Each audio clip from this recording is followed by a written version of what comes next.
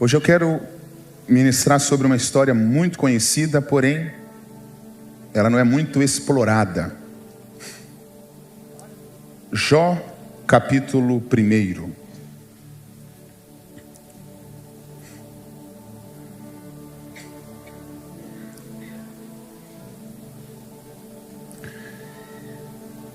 Havia um homem na terra de Uz, cujo nome era Jó. E era este homem íntegro, reto, temente a Deus, e se desviava-se do mal. E teve 7 filhos e 3 filhas. Agora vamos para as empresas de Jó. E o seu gado era de 7.000 ovelhas, 3.000 camelos, 500 juntas de bois, 500 jumentas. Eram também muitíssimos os servos a seu serviço, de maneira que este homem era o maior do que todos do Oriente. Iam seus filhos à casa um dos outros e faziam banquetes, festas, cada um por sua vez. E mandavam convidar as suas 3 irmãs. Eles comiam, bebiam. Sucedia, pois, que decorrido o turno de dias de seus banquetes, enviava Jó e o santificava. E se levantava de madrugada e oferecia holocaustos, segundo o número de todos eles. Olha que pai exemplar. Ele tinha medo que um dos seus filhos tivesse pecado contra Deus nessas festas, e ele se levantava, fazia sacrifícios a Deus,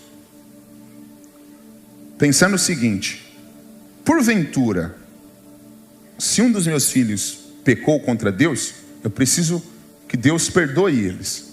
Então ele sacrifica. Ele é um pai zeloso. Ele ama a família. Agora vamos para o versículo de número 6.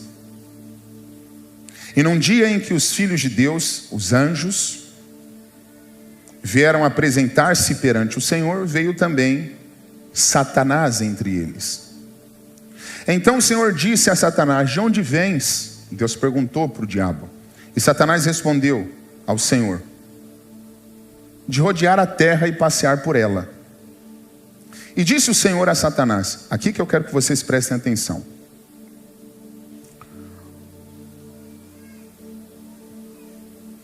Observastes tu a meu servo Jó? Olha o testemunho que Deus deu de Jó.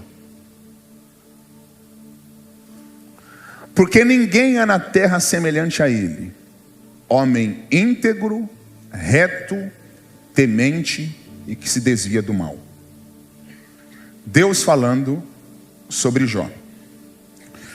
O mais interessante, preste atenção, é que quando Deus vai dar testemunho de Jó, Deus não falou de nenhuma das empresas. Deus não falou de nenhuma conta bancária. Deus falou do caráter. Deus não falou: viste o meu servo Jó, que tem Porsche, mora na beira-mar, cobertura, tem mansão em Jurerê, tem apartamento na Times Square, casa de praia em Miami, dirige G63. Deus, eu vou repetir, Deus não falou das contas bancárias. Deus não falou das empresas. Deus falou apenas sobre a integridade de Jó, o caráter de Jó. Pastor, o que isso significa? Deus não te avalia pelo que você tem. A avaliação de Deus ao seu respeito não é ligada às suas posses, mas sim ao seu caráter. Deus não te avalia pelo valor que você tem na conta bancária. Deus não te avalia pelo cartão que você usa. Se é Black, se é Platinum, se é Centurion. Deus não.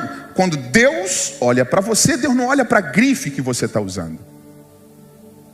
Deus te avalia pelo seu caráter. Isso aqui é muito poderoso.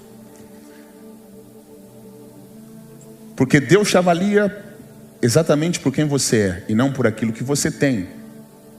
Então, fica a lição. A sua conta bancária não diz quem você é diante de Deus. Os seus bons resultados não diz quem você é diante de Deus.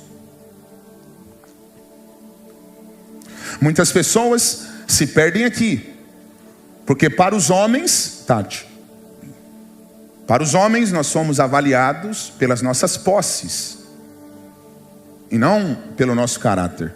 Mas diante de Deus, a sua conta não diz quem você é, as suas posses não diz quem você é, só o seu caráter. Por que eu estou falando isso? Porque tem muitas pessoas que estão ligando a bênção de Deus com coisas. Por exemplo, Cleo, você já viu alguém falando sobre outrem? Fulano é abençoado sem causa alguma? Como você se chama? Frank, eu nunca vi alguém olhando para uma pessoa que anda de ônibus, Frank, tem uma vida simples, falando assim: essa pessoa é abençoada. Mas quando aparece alguém com um carrão, uma McLaren, um Porsche, por aí vai, eu não estou aqui limitando a minha fala a quem tem, ok? Eu só estou falando que é uma realidade. Quando aparece alguém com uma baita vida aparente, as pessoas olham e falam: Franklin, esse aí é abençoado. Olha a bolsa dela, da Hermes, ela é abençoada. Mas preste atenção, a bênção de Deus não está ligada às suas posses. Então pare de associar que você é abençoado por aquilo que você tem. A bênção de Deus está ligada ao seu caráter. A proposta do Evangelho não é o que você conquistou depois que você se tornou crente, mas quem você se tornou depois que você começou a caminhar com Cristo. Então não é sobre uma disputa: eu virei crente e agora eu cresci financeiramente. Não, é depois que eu comecei a caminhar com Deus, com Cristo, quem eu me tornei.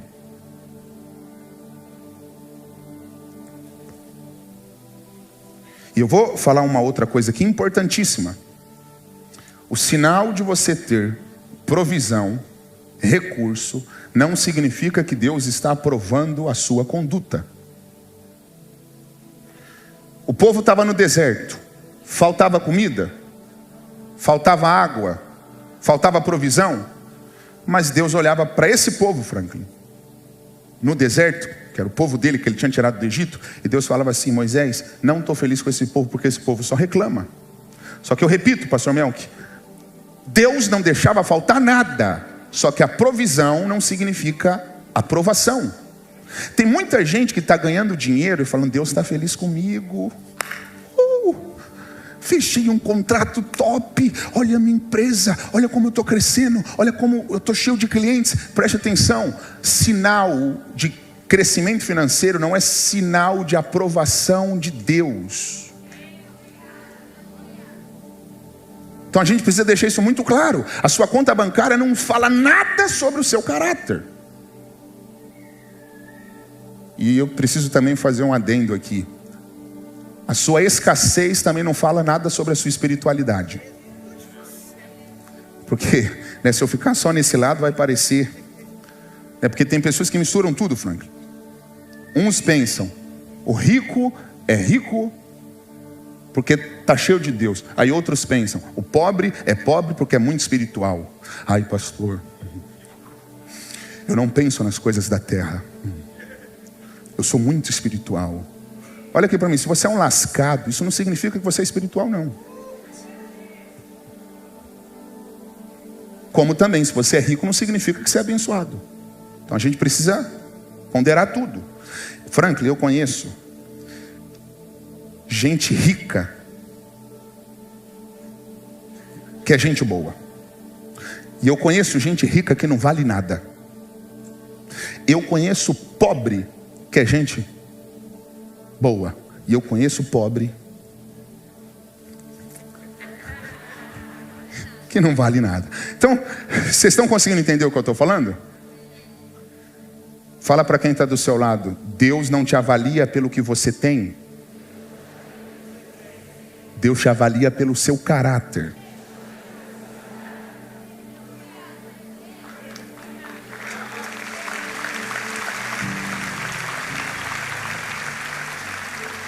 Aí, vamos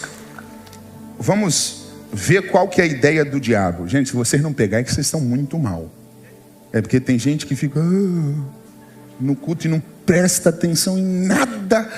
E depois sai daqui, você pergunta qual foi a parte que Deus mais falou com você, qual foi a parte da mensagem que te tocou. A pessoa fala: foi bênção.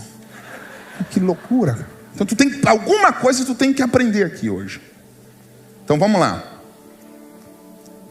Verso de número 9, coloca por favor. João, olha a ideia de Satanás. Então respondeu Satanás ao Senhor e disse: porventura teme Jó a Deus em vão? É o diabo falando assim: Jó tem motivo para te amar. Olha os motivos que Jó, na percepção do diabo, Thaís, tinha. Verso 10. Porventura, olha o que o diabo falou, Franklin: tu não cercaste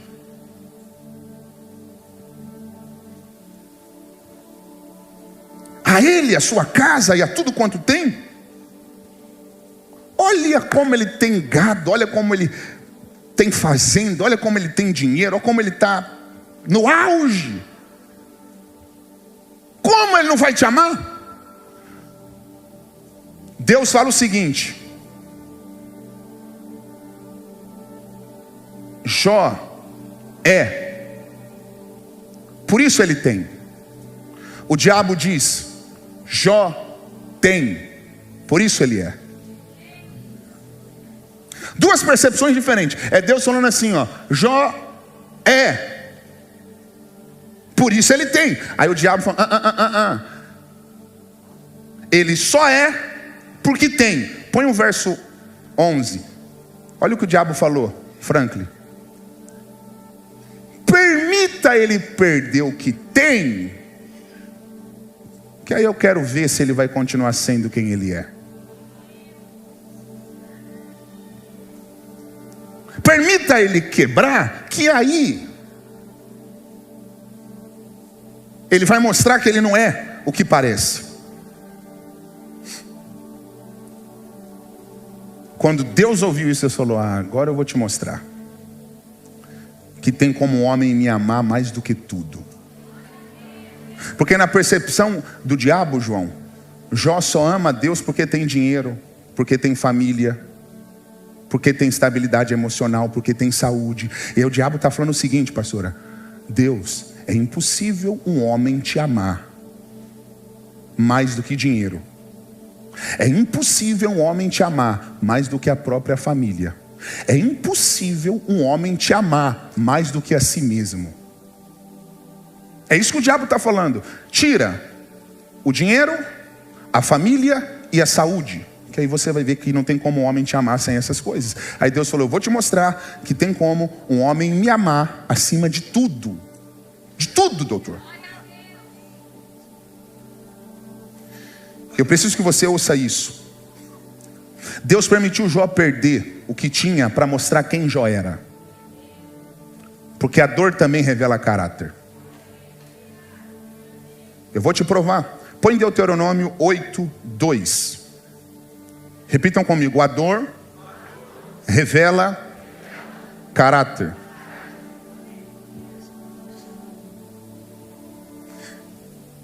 Olha o que Deus falou: e te lembrarás de todo o caminho pelo qual o Senhor teu Deus te guiou no deserto estes 40 anos para... Hã?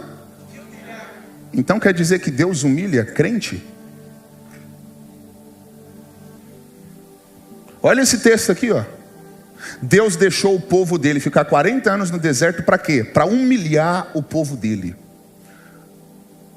E te provar, para saber o que estava no teu coração. Então, pastor Melk, Deus permite a crise, o sofrimento, a dor, para minha essência aparecer. Foi isso aí que Deus permitiu na vida de Jó. Eu vou permitir Jó perder, porque aí a essência dele vai ser revelada.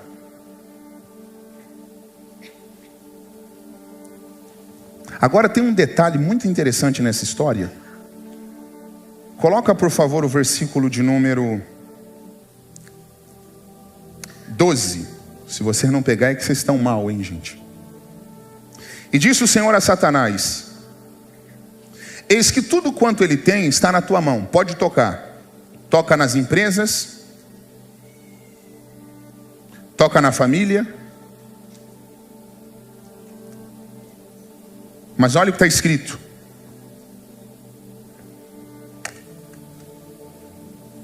você não vai matar ele. Não, acho que você não entendeu. Deus colocou um limite até onde o diabo podia ir.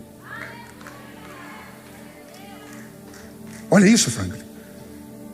Então nessa permissividade de Deus existe um limite. Pegou, João? É Deus falando assim, ó: pode tocar nos camelos, toca nos jumentos, toca nos bois, toca nas ovelhas, toca na família, mas na alma dele você não vai tocar. Joe, o diabo não pode, não consegue ir além do limite que Deus estabeleceu. Pastor, eu não estou entendendo. Vai entender. A luta que você está enfrentando tem um limite estabelecido por Deus. Você pode falar para 2 pessoas no mínimo, fala assim, ó: essa situação que você está enfrentando tem um limite que Deus colocou.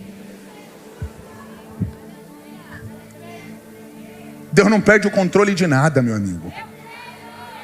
Não, acho que você não entendeu, você é mais direto. Se fosse pelo teu inimigo, você nem vivo mais estaria. Mas por que você ainda está vivo? Porque Deus colocou um limite até onde o diabo pode ir. A luta que você está enfrentando tem um limite. Deus estabeleceu um limite. E é isso que Deus falou aqui. Na alma dele não vai tocar. Deus colocou um limite. Agora, olha que interessante isso aqui. Vamos ver a primeira coisa que o diabo tocou na vida de Jó. Coloca por favor o versículo de número 13. E sucedeu que um dia em que seus filhos e suas filhas comiam e bebiam vinho, com certeza era só Petrus. Quem entende de vinho sabe o que eu estou falando. A família rica, estabilizada, Frank, na casa do seu primogênito. Aí veio um mensageiro, Melk. Lavínia, olha o mensageiro.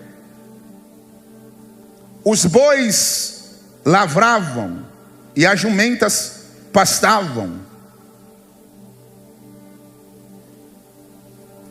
E deram sobre eles os sabeus e os tomaram. E o servo vos feriram ao fio da espada. Só eu escapei para trazer a notícia. Olha qual foi a primeira área que o diabo tocou. Nos bois, nas fazendas. O que Jó usava para sacrificar? Pegou, Lavínia? A primeira coisa que o diabo está tentando atingir aqui é o culto de Jó. A primeira coisa que o diabo está tentando fazer aqui, doutor, é: eu vou impossibilitar Jó de cultuar. Porque o sacrifício ele fazia através dos bois. Então, o diabo é estratégico. A primeira coisa que ele tentou tocar na vida de Jó foi no culto, na adoração. Vou impedir Jó de participar da segunda abundante. Porque o diabo sabe o que acontece quando um servo de Deus levanta o altar do sacrifício. Então, a primeira coisa que o diabo tocou foi na possibilidade de Jó cultuar. E vamos ver o que foi acontecendo na história de Jó. Verso 16, Frank, uma notícia péssima. Aí, enquanto ele estava falando, olha o que acontece. Estando ele ainda falando, veio outro. Tem hora que a vida é assim, né? Só vem notícia ruim. Fogo de Deus caiu do céu, queimou as ovelhas e os servos e os consumiu, e só eu escapei. Sempre tem um para trazer a notícia péssima. Estando ele ainda falando, terceiro mensageiro, e disse, ordenando os caldeus 3 tropas, deram sobre os camelos e os tomaram. Ele perdeu aqui 3.000 caminhões. Os camelos na época eram o único meio de transporte. Então, se vocês não estão entendendo o que eu estou lendo, eu vou contextualizar para vocês. As ovelhas produziam lã. Então, todas as indústrias precisava da lã que as empresas, ou que as ovelhas de Jó produziam. Louis Vuitton, Hermès, Chanel, precisava da matéria-prima, Túlio. Jó tinha uma transportadora com 3.000 caminhões. Imagine o faturamento de Jó, 3.000 camelos. E agora está vindo a notícia, Jó, levaram seus caminhões. Jó só está ouvindo notícia ruim. Estando este ainda falando, 18, veio outro e disse, aqui que arrebentou. Estando teus filhos e tuas filhas comendo e bebendo vinho na casa do primogênito, eis que veio um grande vento da além do deserto e deu nos 4 cantos da casa, e a casa caiu sobre os seus filhos e morreram. Ele perdeu as empresas e agora em um dia está perdendo 10 filhos. Imagine um pai enterrar 10 filhos. Isso aí é para você parar de falar, eu estou na luta de Jó. Tu não sabe o que Jó passou. Porque as pessoas têm mania de falar, ai, eu estou enfrentando a luta de Jó. Nunca mais repita isso. 10 filhos. Em um dia, Jó teve que enterrar. Vini, olha que interessante. E aí, o que o diabo tinha falado para Deus? É impossível um homem te amar mais que o dinheiro. É impossível o homem te amar mais que família. É impossível o homem te amar mais do que a si mesmo. Permita ele perder tudo, que você vai ver quem ele é. Ele só é porque tem. Aí olha o que acontece, Uel. Verso, aleluia, de número 20. Então Jó se levantou, rasgou o seu manto, raspou a sua cabeça, sinônimo de humilhação, lançou-se em terra e reclamou? Murmurou? Blasfemou? O que ele fez? Pera, ele tinha motivos? Agora, Vini, ele tinha motivos para adorar aqui? Não, se você olhar para tudo que eu acabei de falar, o motivo que Jó tinha era de falar, Deus não me ama, Deus não existe, isso é injusto, eu não fiz nada de errado. A pergunta é, o que Deus vai achar em você o dia que Ele te apertar? Olha o que Deus achou em Jó, um verdadeiro adorador. No dia da luta, Deus vai achar o quê? Reclamação? Revolta? Murmuração? Ou Deus vai achar isso aqui, ó? Jó, como pode ainda adorar se não tem motivos para cantar? Abandona esse Deus e morre, mas não adoro pelo que ele faz, nem pelos seus bens materiais. Eu adoro pelo que ele é. Eu sou dele, tudo é dele. Jó, você não tem motivos. Perdeu seus bens, seus filhos, seus amigos. O que você vai fazer? Eu vou adorar, simplesmente adorar. Eu vou adorar. Por quê? Deus me deu, Deus tomou. Bendito seja o nome do Senhor. A Ele a glória, a glória, a glória. A Ele a honra e o louvor. Deus me deu, Deus tomou. Bendito seja o nome do Senhor. A Ele a glória, Aleluia! a Ele a honra. Pastor Túlio, nesse dilema todo, no livro de Jó, Jó faz 16 perguntas para Deus. 16 perguntas. E o admirável nesse drama é que Deus nunca respondeu diretamente às perguntas que Jó fez. As perguntas de Jó Deus, por qual razão eu estou enfrentando isso? Eu pequei? Eu mereço? Por quê? Franklin, 16 perguntas, Deus não respondeu diretamente nenhuma. Jó queria um motivo aqui para entender o tamanho do sofrimento.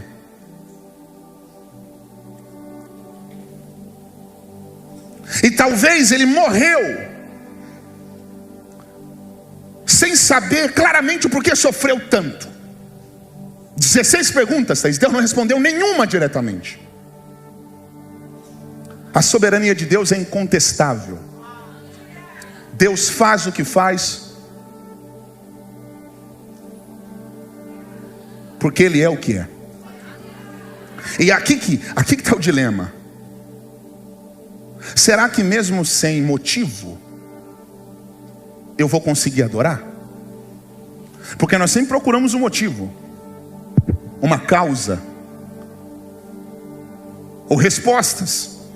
E o interessante é que Jó faz 16 perguntas. Deus, Franklin, no livro de Jó, faz 70 perguntas para ele. E as perguntas que Deus fez: Jó, quem coloca limite no mar, para o mar não invadir a terra?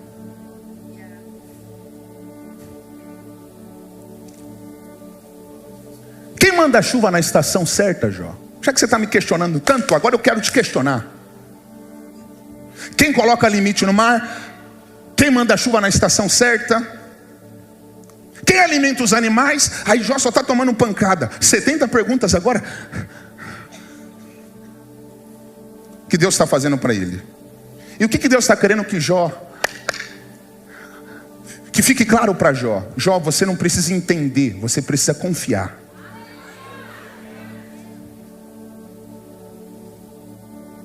Mesmo sem entender, mesmo sem entender, eu confio em ti. Mesmo sem entender, eu sei que é o melhor pra mim. Mesmo sem entender, Deus, mesmo que eu não consiga entender e queira tudo do meu jeito, eu até choro e às vezes até chego a dizer: por que é que tem que ser tão difícil pra mim? Parece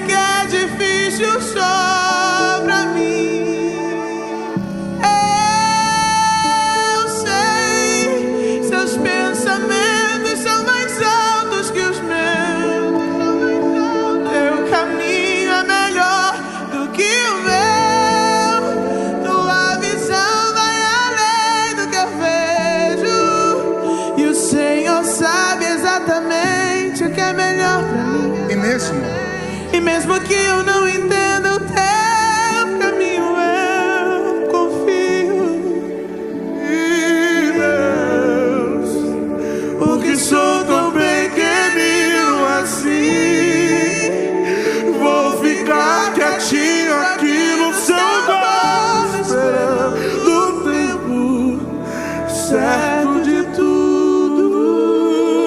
Por que, Vini? Porque eu sei que vais cuidar de mim. Sei que vais cuidar de mim. O seu melhor está por vir. Seu melhor está por vir. Eu sei que é o melhor pra vida. Mesmo sem entender. Mesmo sem ver. Olha aqui pra mim. Você entende porque nasceu na família que você nasceu? Porque uma das coisas que Deus não dá direito ao homem é escolher a família que ele vai nascer. Você não teve como escolher a família que você ia nascer. Deus não dá o direito para o homem escolher a família que ele vai nascer, mas Deus dá o direito para o homem escolher a família que ele vai construir. Mas se você parar para analisar muita coisa na tua vida, você não vai encontrar explicação. É um mistério. É um mistério. E eu estou sendo sincero para você. Eu já estudei a Bíblia muitas vezes. E o que eu estou querendo que você ponha na tua cabeça é que tem coisas que você não vai encontrar resposta. Então, se você tentar entender Deus, você vai ficar louco. Eu conheço teólogos que tentaram entender Deus e no final acabaram não acreditando mais em Deus. Olha que paradoxo. Um teólogo que está tentando entender Deus, parar de acreditar em Deus. É porque não tem como. Está escrito: quem conhece a mente do Senhor? Quem conhece a mente do Senhor? Se eu conseguisse, Franklin, entender Deus, Deus deixaria de ser Deus. Porque Deus é Deus. Porque eu, um ser limitado, não consigo entender um ser ilimitado. Isso que torna Deus, Deus. E o que eu estou te aconselhando é: pare de procurar o porquê. Por quê? Porque senão você vai entrar num colapso psicológico. Deus está falando: não tente entender, confie. Confie. Fácil não é, mas esse é o desafio da fé. É você confiar que existe um propósito por detrás dessa catástrofe que você está enfrentando. Existe alguma coisa soberana por detrás desses acontecimentos incompreensíveis, indesejáveis e na tua cabeça muitos imerecíveis. Tem gente aqui, Vini, que está falando: Deus, eu não merecia sofrer tanto porque eu não fiz nada de errado. E é por isso que Deus me trouxe hoje aqui para falar com você que enfrenta esses conflitos. É o Salmo de número... O Salmo 42 é o salmista nesse conflito. Por que está abatida a minha alma? Por que está abatido a minha alma?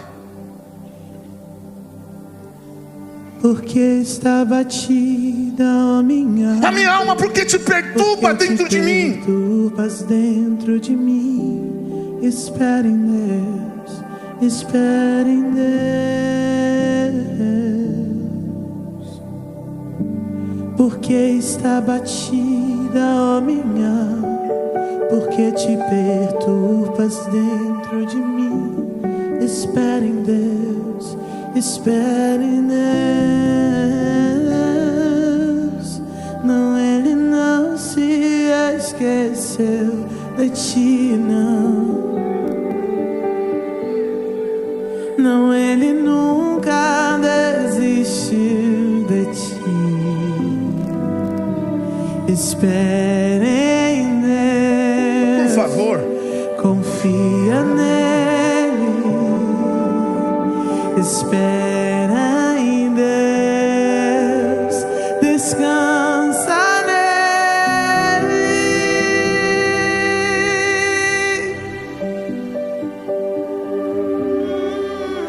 coloca o verso 20, Jó capítulo 1, verso 20. Então Jó se levantou, rasgou o seu manto, raspou a sua cabeça, se lançou em terra e adorou. Verso 21. E disse: nu saí do ventre da minha mãe. Quando eu vim, eu não vim com nada. Quando eu for, eu não levo nada. O Senhor me deu. que o Senhor levou. Bendito seja o nome do Senhor. Deus me deu, Deus tomou, bendito seja o nome do Senhor. A Ele a glória, a Ele a honra. Lavínia, João, todo homem antes de morrer deveria visitar 3 lugares.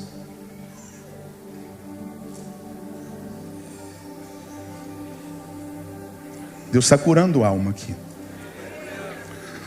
Primeiro, o hospital. Porque no hospital você aprende que nada vale mais que a sua saúde. Lá você percebe que a correria do dia a dia, os bens materiais, perdem um valor diante de uma simples batida de coração. Franklin, cada segundo de vida é um presente que muita gente está lutando para manter. Então no hospital você percebe que a saúde vale mais que tudo do que você possui. Segundo lugar, a prisão. Porque lá você entende que as escolhas têm um grande poder na vida do ser humano. Nem todos estão em uma prisão porque são maus, mas porque tomaram decisões erradas. E ali você percebe que a sua liberdade, que muitas vezes você não valoriza, é o maior desejo de quem está por detrás de umas grades. E o terceiro lugar, Melk, que todo homem deveria visitar antes de ir para lá, é o cemitério. Porque no cemitério você percebe, Cleo, que todos somos iguais e que o nosso fim é o mesmo. No cemitério você percebe que o seu carro não vai com você, a sua bolsa não vai com você, o seu iPhone não vai com você. Agora olha aqui para mim. Jó está falando, nu eu vim sem nada, e quando eu morrer, eu não vou levar nada. Então no cemitério você vê a realidade da vida. Sabe qual que é o problema? Preste atenção. É que nu a gente veio, sem nada, e quando nós partirmos, nós não vamos levar. E por que a gente se prende no meio às coisas que nós não vamos levar no fim? Se no fim você não vai levar nada, por que você briga tanto no meio pelas coisas que no fim você não vai levar? Se no fim você não vai levar nada, por que você gasta tanta saúde por coisas que no fim você não vai levar? Você precisa reavaliar aí o que é a vida para você. Por isso que Salomão fala, é melhor você ir em um velório do que numa festa. Por que é melhor ir em um velório? Porque no velório você vê a realidade da vida. Que a vida não é a loucura que você encontra no P12. A vida não é a loucura que você encontra fumando um baseado. A vida não é a loucura que você encontra quando cheira uma cocaína. A vida não é a loucura quando você está no camarote com as minas. A vida não é essa loucura que você está aí perdendo por conta de dinheiro.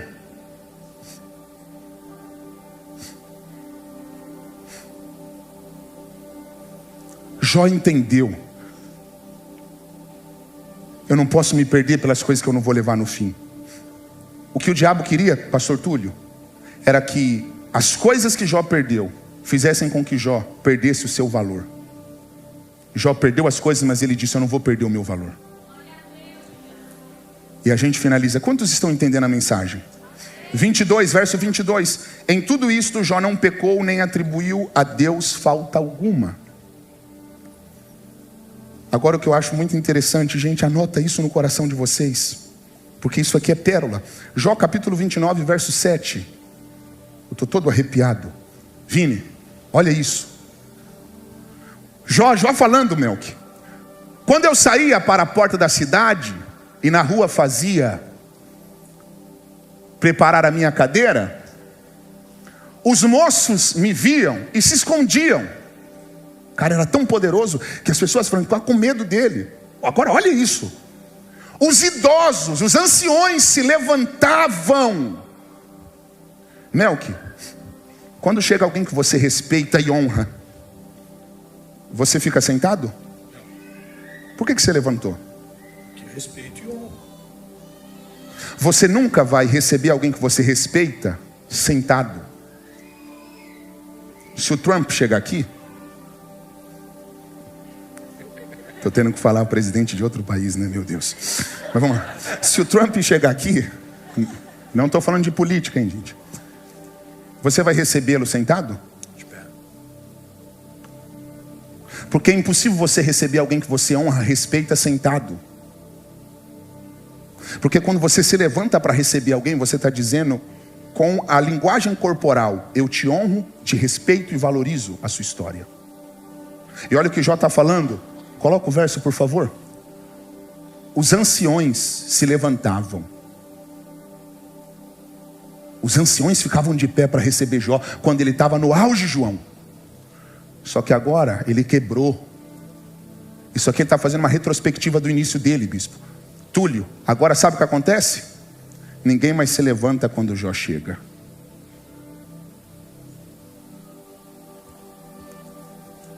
Porque antes se levantavam e agora não se levantam mais? Porque o homem respeita resultado, mas Deus respeita posicionamento. Sabe o que Jó está falando, Alexandre? Hoje os homens não me respeitam mais, não me honram mais, porque eu perdi as minhas posses.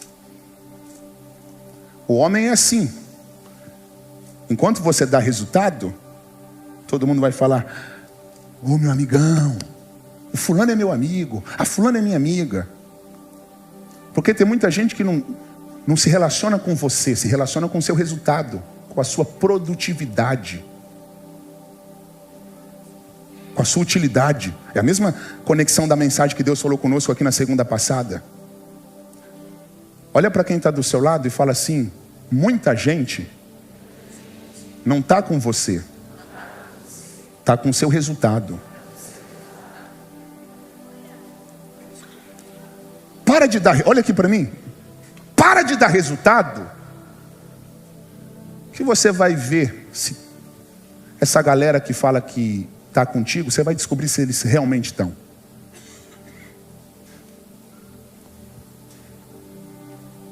Para de ser o rei do camarote. Para de fazer banquete na tua casa. Perde esse carro que você tem, e o teu erro é que você está colocando o valor da tua vida nesse carro. Que aí você vai descobrir quem é quem na vida. Jó está falando: antes se levantavam, agora ninguém mais se levanta, ninguém me honra mais, ninguém me respeita. Mas tem um porém. Sabe o que o Jó disse? Eu bem sei. Sabe esse versículo, Mel, que conclui para a gente? O que Jó disse? Eu bem sei que o meu Redentor, o quê? Vive. E por fim Se levantará. Você pegou? Pegou mesmo? Então explica para nós. Não importa a condição que os olhos conseguem enxergar. O que o homem valoriza, Deus ele repele. E para mostrar para todos que ele não precisa daquilo que o homem valoriza, de que o verdadeiro valor na vida do homem é ele efetivamente, ele permitiu que Jó vivesse tudo aquilo. Mas ele não perdeu a unção. Ele não perdeu o relacionamento. Ele não perdeu a essência de adorador. E quem consegue passar por uma luta, por uma prova, ainda adorando, ele continua gerando resultado. Não aqui, para que todos vejam, mas no mundo espiritual. Ou seja, é muito mais válido perder tudo e não perder o relacionamento com Deus, porque relacionamento com Deus é poder. Poder. Então, é basicamente isso. Continua. Vai, você está inspirado. Pegou, Franklin? É Jó falando assim: hoje eles não se levantam mais, os homens não me respeitam mais. Pegou, bispa? Os anciões não me honram mais, mas não tem problema. Se o homem não me honra, eu sei que o meu Redentor vive e que por fim ele vai se levantar. Eu preciso que você bata na mão de no mínimo 3 pessoas, no mínimo de 3 pessoas, e fala assim: não se preocupe. Se o homem não se levantar para te honrar, quem te escolheu vai se levantar. Ele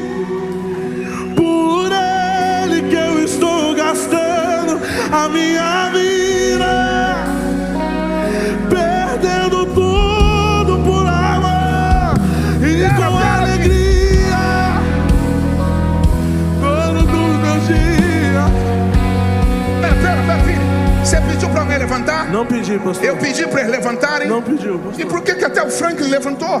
Por quê, pastor? Não, eu que te perguntei. Não, eu te boto a pergunta. Não, essa você vai acertar. Vini, nós pedimos para alguém levantar? Não pedimos, e por que pastor. toda a igreja levantou sem a gente pedir? Porque eles entenderam que a glória está na casa. Eles entenderam que a presença está na casa. Pera, gente, senta. Pera. Você que está pensando em ir embora, segura um minuto. Não acabou ainda, calma. Ninguém pediu para você levantar. Eu estou todo arrepiado aqui. Ô Lavínia, se ele não pegar, acabou. Se levanta. Tá ligado seu microfone? O que você teve que acabar de fazer para se levantar? Senta. Gente, se você conseguir segurar mais um pouco, segura, porque tem chave para ser liberada aqui ainda. Lavínia, você está parada. Te dei a senha. Se levanta. O que você teve que fazer? Recebi uma palavra sua. Ok, não. Ok. Pera. Beleza. Não, tô tentando acompanhar. Ó, você está parada. Sim, senhor. Quando você se levanta, você tem que agir. Sim. Se movimentar. Isso. Lembra quando a tempestade se levantou contra o barco que os discípulos estavam? Quando eles acordaram Jesus, o que Jesus fez? Se levantou. Pegou? Eu te acompanho? Começou a agir. Sim. Quando Jó disse, eu bem sei que o meu Redentor vive, que por fim, Ele se levantará em meu favor. ele está falando, eu sei que Deus vai agir. Sim. Isaías 43:13, ainda antes que houvesse dia eu sou, e não há quem possa fazer escapar das minhas mãos. Operando Deus, levantando Deus, quem impedirá? Chacoalha a mão de quem está do seu lado e fala assim, no final Deus vai agir. Aleluia.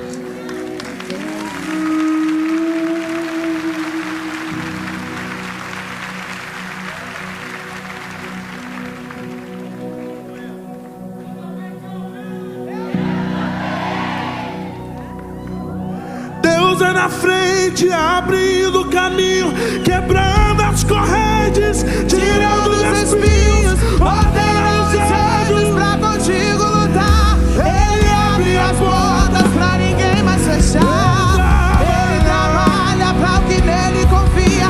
Caminha contigo de noite ou de dia. Erga suas mãos, sua bênção chegou.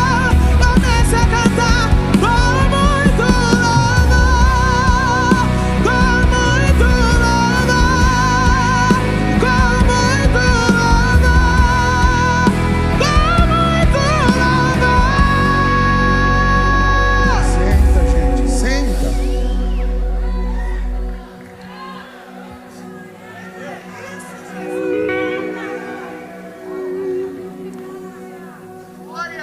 Coloca Jó 42:10. Mel, que lê pra gente. Quantos estão entendendo a palavra? Acenda as luzes, por favor, um pouquinho agora, só para eu ver quem está indo embora.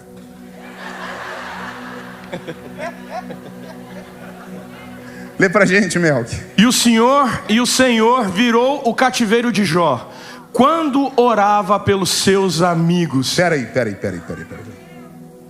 Lê de novo.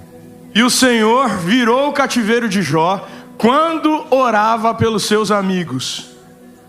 Jó não estava quebrado? Estava. Os amigos não estavam estáveis? Sim. Mas um Jó quebrado está orando? Pelos amigos. Estáveis? Sim. Como que um homem que está arrebentado, quebrado, está orando por pessoas que estão estáveis, estabilizadas? Como que um empresário fracassado vai orar para um que está faturando bilhões? Como que alguém que está vivendo uma vida inferior à sua está orando por você que está melhor do que ele? Como que os amigos foram pedir oração para um Jó que está quebrado se os amigos estavam estáveis? Como? Jó tinha perdido a condição, mas não tinha perdido a posição. No reino de Deus, João, posicionamento vale mais que condição. Você pode até perder a condição, o que você não pode perder é o seu posicionamento. Os amigos sabiam, Vini, Jó quebrou, só que ele está crente. Jó está enfrentando uma situação difícil, mas ele não abandonou a fé. Continua o texto. Isso aqui vai dar um nó na cabeça de muita gente, Franco. Eu amo os detalhes, eu acabo agora. Vai, Melk, lê. E o Senhor acrescentou em dobro a tudo quanto Jó antes possuía. Vai lendo. Em dobro. Gravem isso, em dobro. Vai lendo. Então vieram a ele todos os seus irmãos e todas as suas irmãs e todos quantos dantes o conheceram e comeram com ele pão em sua casa e se condoeram dele e o consolaram acerca de todo o mal que o Senhor lhe havia enviado. E cada um deles lhe deu uma peça de dinheiro e um pendente de ouro. Aí continua o texto. E assim abençoou o Senhor o último estado de Jó, mais do que o primeiro. Pera, agora vamos nos detalhes. Continua. Mais do que o primeiro. Pois teve 14.000 ovelhas. Pera. No capítulo 1 ele tinha 7.000 ovelhas. Qual é o dobro de 7? 14. Deus está dando 14. O dobro, sim ou não? Continua. E 6.000 camelos. Opa, capítulo 1 ele tinha 3.000 caminhões. Lembra que levaram? Agora Deus está dando quantos caminhões? O dobro, 6. 6.000 camelos. O dobro, sim ou não? Sim. Continua. E 1.000 juntas de bois. No capítulo 1, Franco, ele tinha 500. Agora Deus está dando o dobro, que é 1.000. Continua. E 1.000 jumentas. Jean, ele tinha 500 jumentas. Agora Deus está dando o dobro. Tem 1.000. Thaís, agora olha isso. Também teve 7 filhos e 3 filhas. Opa, toda atenção. Toda atenção. Quantos filhos ele tinha no capítulo 1? 10 filhos. Quanto é o dobro de 10? 20. Por que aqui Deus não está dando 20? Se está escrito que Deus deu tudo em dobro. Deus deu ovelhas em dobro, camelos em dobro, bois em dobro, jumentas em dobro. Só que os filhos, Deus não está dando 20. Deus só está dando 10. Só que, Lavínia, está escrito que Deus deu tudo em dobro. E aqui que a conta aparentemente não fecha.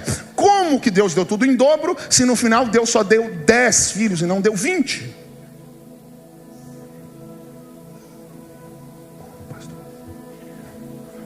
Como, pastor? Sabe por que Deus deu o dobro de ovelhas? Por quê, pastor? Porque Jó tinha perdido as 7.000. Sabe por que Deus deu o dobro de camelos? Por quê, pastor? Porque Jó tinha perdido os 3.000 camelos. Sabe por que Deus deu o dobro de jumentas e de bois? Pegou, Fadá? Porque Jó tinha perdido as jumentas e os bois. Mas sabe por que Deus não está dando o dobro de filhos? Porque ele não perdeu os filhos. Deus tinha guardado os 10. Se Deus desse, Lavínia, 20 filhos para Jó, Deus estaria falando, os 10 do capítulo 1 você perdeu, por isso eu estou te dando o dobro. Mas Deus falou, Jó, eu não posso te dar 20, porque se eu te der 20 filhos, eu estou falando que os 10 você perdeu. E na verdade, você não perdeu os 10 do capítulo 1, eles estão comigo. Você não conseguiu pegar? Eu vou ser mais direto. Tem respostas que você nunca vai achar aqui, só vai encontrar quando chegar no céu. Isso aqui é para uma mãe que pensa que perdeu o filho. Isso aqui é para alguém que gerou e não deu certo a gravidez. E por quê? Quando chegar no céu, muita coisa que você não entende aqui, você vai conseguir entender lá. Fala para quem está do seu lado, tem muita coisa que você pensa que perdeu, mas na verdade Deus guardou.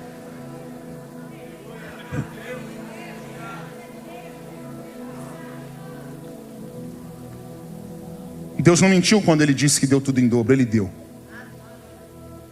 Mas tem coisas que você só vai entender quando chegar lá.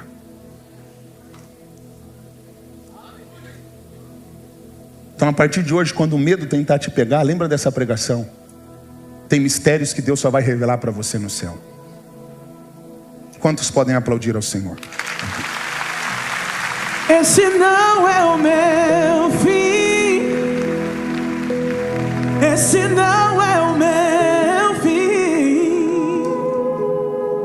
Não acabou minha história, não, não. Esse não é o meu fim. Esse não é o meu fim. Esse não é o meu fim. Não acabou minha história, não, não. Esse não é meu fim. Eu quero conhecer, pastor, eu creio em Deus. Só que tem muita coisa na minha vida que eu não entendi. E até hoje eu não estou entendendo. Só que eu quero ter esse posicionamento que Jó teve. Eu quero amar a Deus acima de tudo. Eu nunca fiz uma oração de fé. Nunca confessei publicamente. Nunca abracei isso publicamente. E hoje eu quero. Eu sou de outra religião, eu não frequento igreja, só que essa palavra falou comigo. Você que nunca fez essa confissão de se posicionar em amar a Deus acima de tudo, fica de pé onde você está. Você que nunca fez essa confissão.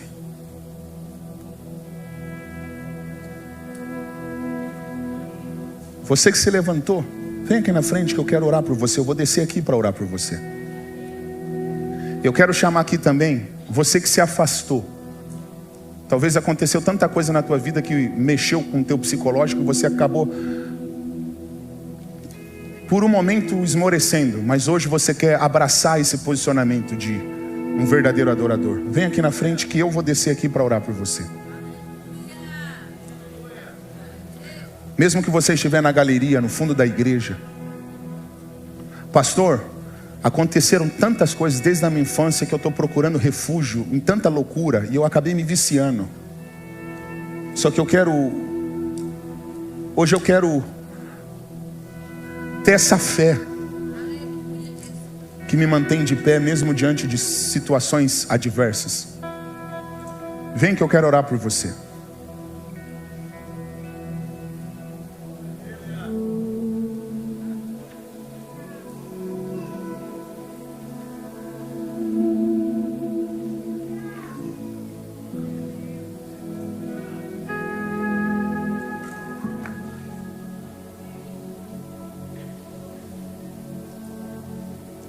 Se você está com um amigo que precisa, ajude ele. Eu aprendi que o melhor amigo é aquele que te aproxima de Deus. Agora não é hora de você ficar com vergonha. Agora é hora de você falar: Deus, eu quero essa fé. Eu estou todo arrepiado aqui, Melk.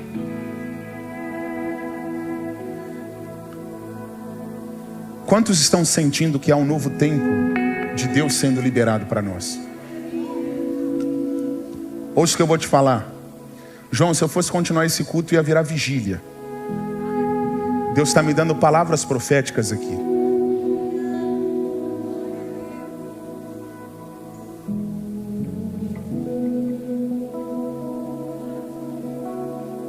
Vocês podem se aproximar mais do altar?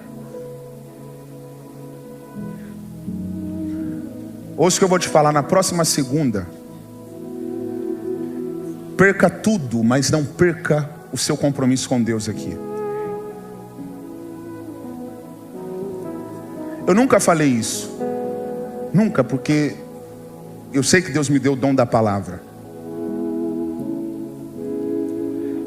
São mais de 1 ano e meio pregando toda segunda-feira e eu não preciso fazer promessas aqui de nada mais. Mas eu sinto no meu espírito que na próxima segunda nós vamos viver a segunda da revelação. Faça um propósito com Deus. Para Deus, sabe, falar com você. de uma forma precisa e cirúrgica. E um pedido: convide todos aqueles que você ama. Todos aqueles que você ama. Porque vai ser uma noite inesquecível. Todos os que estão visitando a igreja pela primeira vez, quando acabar o culto, eu quero que vocês fiquem aqui na frente, porque vai ter um momento só para vocês, de 5 minutinhos. Se é a sua primeira vez, não saia, vem aqui para frente.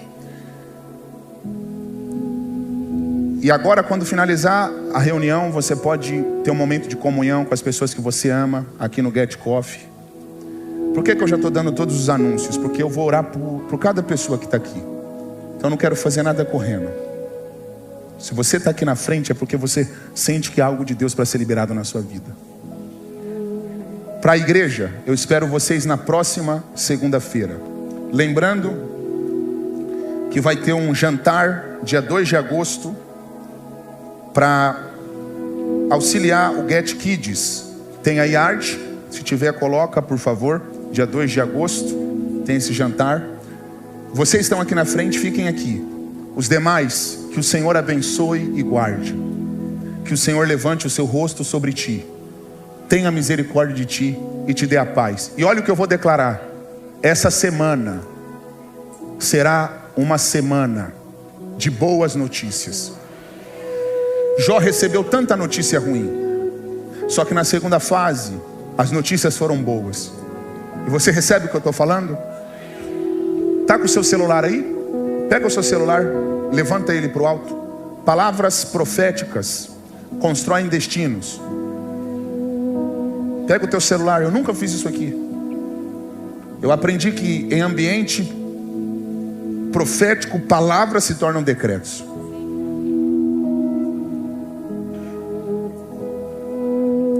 Eu declaro que esse celular que você está segurando, vai ser através dele que você vai receber uma das melhores notícias da sua vida. Notícia de vida e não de morte. Sabe por que você está chorando, doutor? Porque o Espírito Santo está testificando no teu coração. Há tempo de boas notícias. O e-mail vai chegar. O advogado vai te procurar. O médico vai ficar sem entender.